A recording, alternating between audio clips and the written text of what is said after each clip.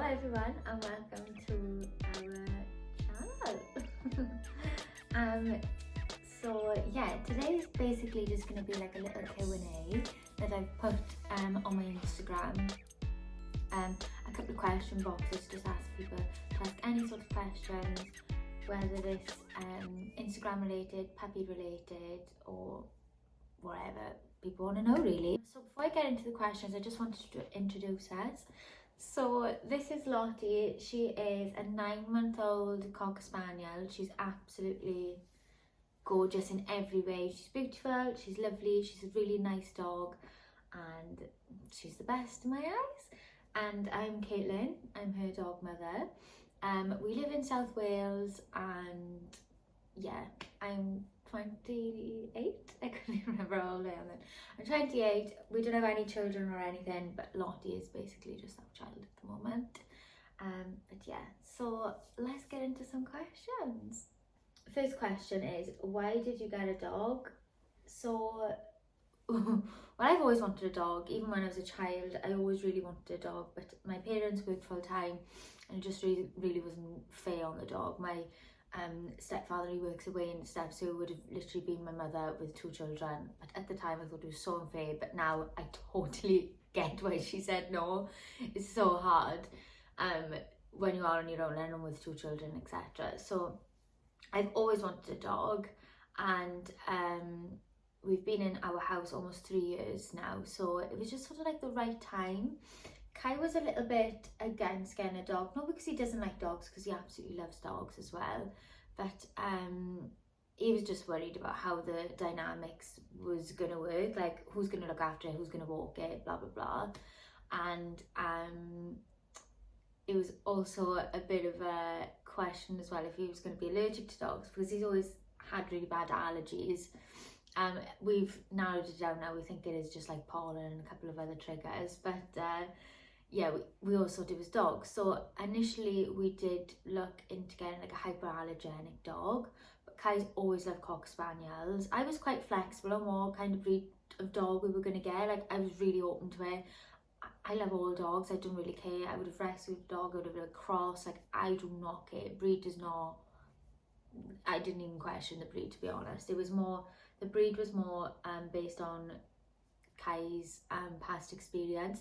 So when he was little, he fell in love with a little dog when he was down in Dartmouth with his family and his family friends, and he can't stop thinking about this dog since. I can't remember the dog's name off the top of my head now, but he still remembers the dog's name, and he was literally a child when he saw the dog. So that dog must have really set a high expectation basically of getting a dog. So yeah, Cocker Spaniel. A couple of our friends have got Cocker Spaniels as well. So yeah, that's basically why. It was more on Kai's end really, that he loved Cocker Spaniels before. The second question is, where did we get Lottie from? So I get this message like 6 times a day, I'd say minimum, in my inbox. She did come from a dog breeder, but the dog breeder, she's not so much a dog breeder as such, but she does breed dogs. So yeah, she's a dog breeder, isn't she? But yeah, she had her, Lottie's mother, Harper, and when she had the litter of puppies, she was really unwell, and she decided to get her spayed after it because she didn't want to put her through pregnancy again. She was so transparent with the whole situation. Like, she told us she wasn't a good mother. She wasn't. I had to help her lactate, had to help her feed the pups. She was having to give her like lactating medications and stuff so she could produce milk. She lost loads of weight, and she was like, I just never want to see a dog go through that ever again. Like, she wasn't a good mother. It made her unwell, and I think for us, to be honest, that kind of like sold us even more. Than we already knew that we were going to get Lottie by this point. But yeah, it just give us that reassurance that like we are getting her from a lovely, genuine lady that has a love for her dogs as well as selling her puppy. She's a one-off, she's unique. Unique 100% she is, but yeah, she's a one-off. I also get asked as well about where we found her. So we just found her from Pets for Homes. We did actually research rescuing a pup, and we did try and go down that avenue. But the fact is that me and Kai both work full time. It was our first dog, and we just didn't think we was ready to rescue a puppy. It's not that we will never rescue one in the future, because that potentially could be something that we do for a second dog. But yeah, we did definitely consider rescuing a dog, because that would be the best, wouldn't it?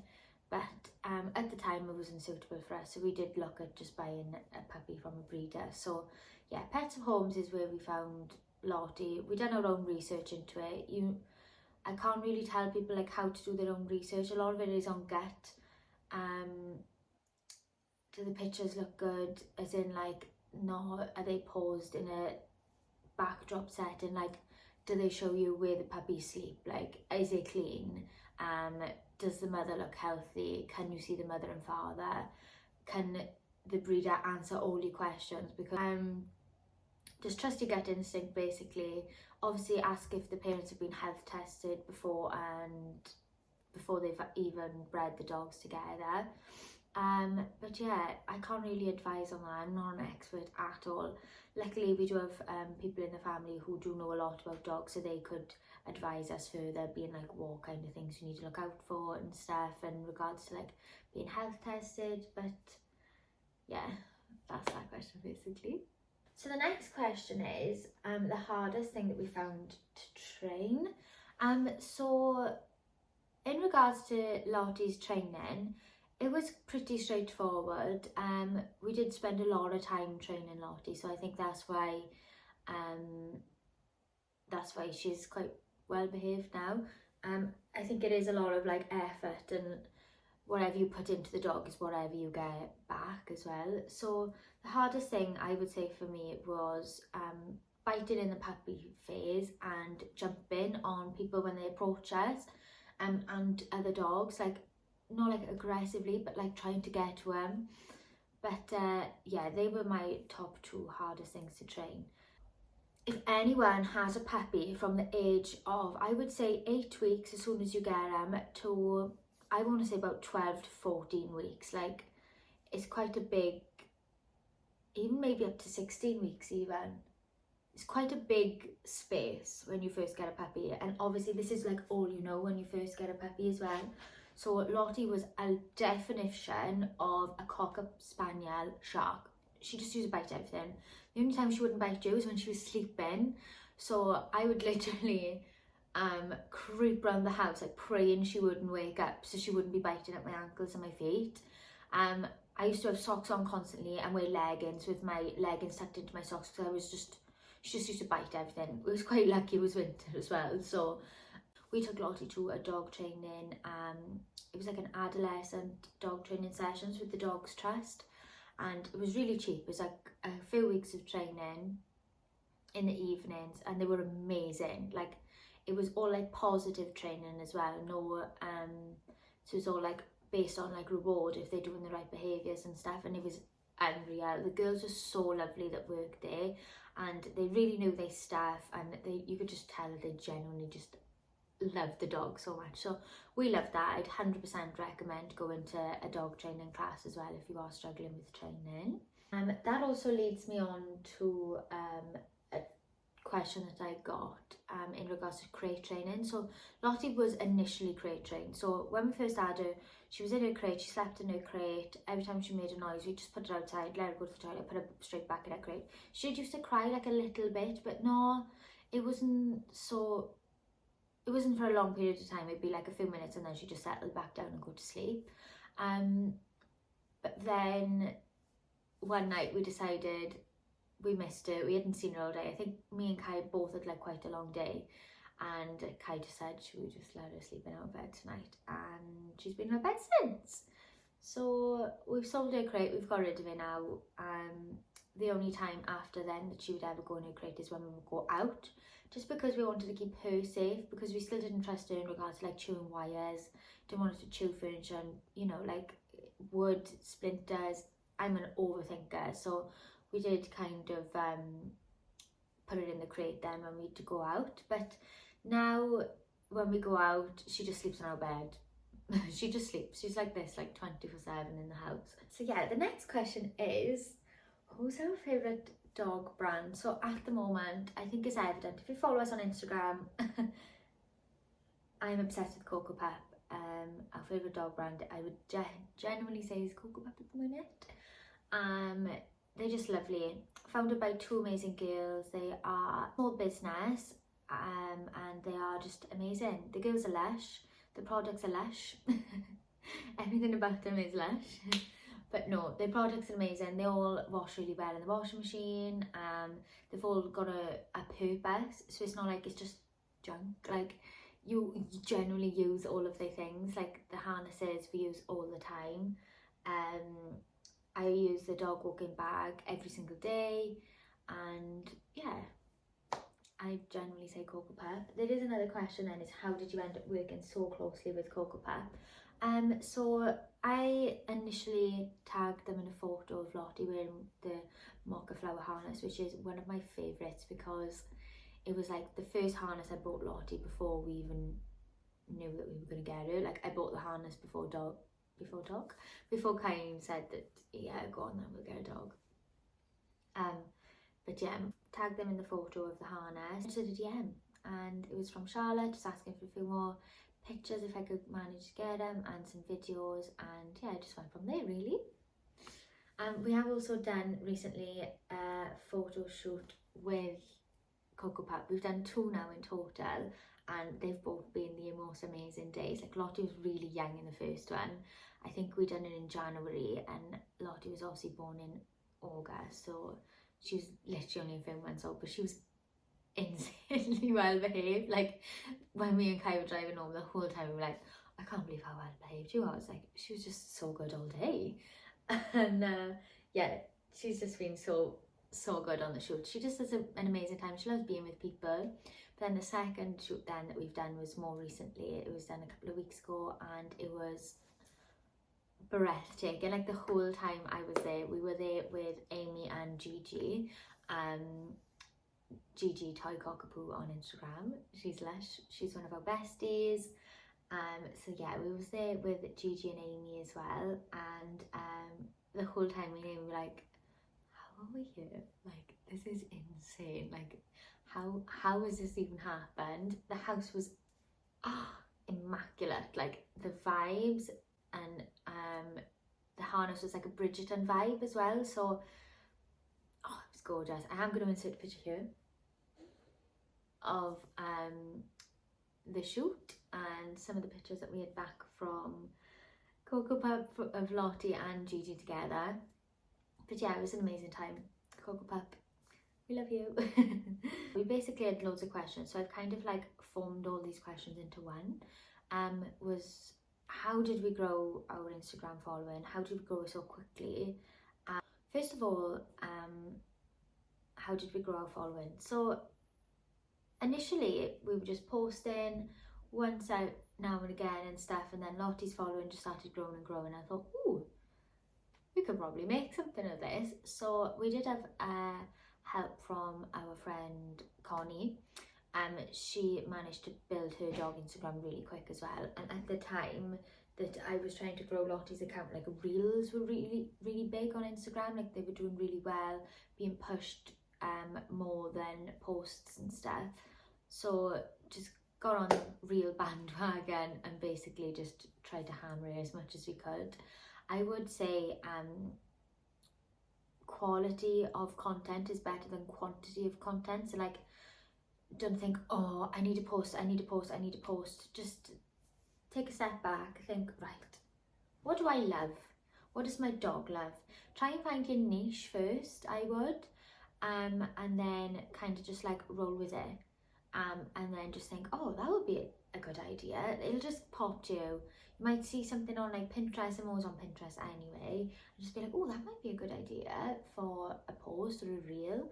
But yeah, don't put too much pressure on yourself. Don't take the enjoyment away from Instagram, because I think as soon as you take the enjoyment away from Instagram, like, it does start to become a chore, and that's the last thing that you want, because it's meant to be fun. Like, for me, I enjoy it. Like, it did get to a point when I was first starting to grow Lottie's Instagram account and I was getting a bit disheartened. I was like, I'm putting all this effort into a content and like nothing's coming back. And then all of a sudden one post will do really well and then it just starts like trickling in slowly.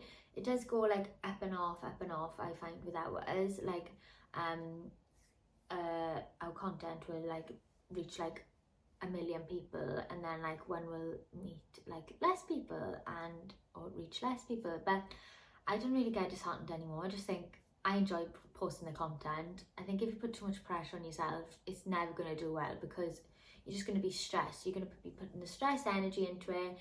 It's going to be evident that you just put in the stressful energy on the content and it just doesn't do well. Like, I'm a firm believer in the energy that you put into things is the energy that you get back. So I just put positive energy into things, take a step back, nice and relaxed, which is, I like to think I'm quite a relaxed person. But yeah, that's just necessary how we grow it. Started on Reels, carousel posts as well, they do really well. But also engagement, like you need to be engaging with your content, like engaging with your followers. Like if you're scrolling through Instagram and just thinking, oh, that was a nice picture, like tell them, I love this post is gorgeous. Like if you're scrolling past a cute dog, oh, that dog's cute, tell them. Like that's gonna make their day, and it's also then gonna boost your engagement with Instagram. Oh, she's awake, everyone. You okay? Are you okay? Good girl. She's so sweet, honestly. This is just her daily. She just sleeps. She's the best. Yes, she's the best kid. Yes, she is. But yeah, that's what works best for us. Reels and carousel images, engagement, post on your stories, and just try and be you. Don't put the pressure on yourself. Stop comparing yourself to other people. Why is their post doing well and mine's not? Don't worry about them. Just focus on you. And that's it, really. The next question is one at the moment that I can't get out of my head. Like, would you get another dog? Me, myself and I, yes. Tomorrow, I would go and buy all the dogs. All the dogs I could afford, I would buy. All the dogs I could rescue and I could offer a good life to, I would do tomorrow. Like, book me in. Whatever dog, not just Cock Spaniels, any dog. Give me all the dogs. But then the reality in the next like 3 days, I would be like, what have I done? So thank goodness we've got Kai. I'm a very impulse person. Like I like just act on impulse. If I feel something, I'll just do it. But whereas Kai is like quite sensible and he'll make me think about things. So we've got quite a good, sorry darling, is that okay? We've got quite a good relationship that both our personalities just work with each other. So I would love to get another dog in the future. I would love to rescue our second dog, because when we was also looking into rescuing a pet instead of purchasing a pet, a lot of the adverts, I'd say like most of the adverts I did see, they liked you to have a dog already in the house, which is obviously really understandable. They just want a companion. So yeah, potentially would rescue another dog, but not quite yet. We are really lucky that Kai's dad is basically Lottie's doggy daycare. He does look after Lottie for us in the days while we're in work, so we are really lucky. So we don't really want to put the pressure of another dog on his dad. I think he might have a breakdown then. But yeah, not quite yet. Maybe when Lottie's a bit easier. Not that she's not easy now, but out the puppy phase and she's just more chill. But yeah, the next question is, what are the characteristics of the perfect home for a Cocker Spaniel? So I love this question because it's not really something that you think of until after you get a dog, but it makes perfect sense. Like, luckily we chose a breed that fitted around our lifestyle, which now makes perfect sense. Like, why would you get a dog for a lifestyle that you would like when this is your lifestyle, you should get the dog to fit in around your life. So we love being at home, me and Kai just love spending time in our house, like rather than going out all the time. We do go out a lot in respect of like, we do go for coffees, we'll take Lottie with us, but we are more in than out people. We shop online, like really online-y people, and then we are quite active, so we're always walking, we'll just rather spend our time like out of the busyness of like cities and stuff. We are quite like country, I'd say country with a soft tone to it, but like we are very village people then, I'd say. Like we love being like on dog walks, up the mountains, in the woods. That's us to a T. In a coffee shop, dog friendly vibes, like that's us basically. So Lottie is fitted in perfectly with our lifestyles basically. I think that's more or less it. There are quite a few other questions, but I will hopefully cover them in another video maybe. But yeah, I didn't want to make this too long because it's our first video and I didn't know how I was going to feel recording it, and I didn't want it to be too boring. So yeah, it is a bit of a boring sit down video, and trust me, not all of them are going to be like this. This is just the first initial Q&A, getting into the swing of things and seeing how it goes. But yeah, that's everything from us. I'm going to bring this video to a close. Would you like to say goodbye? Would you like to say goodbye? Hopefully see you in the next one.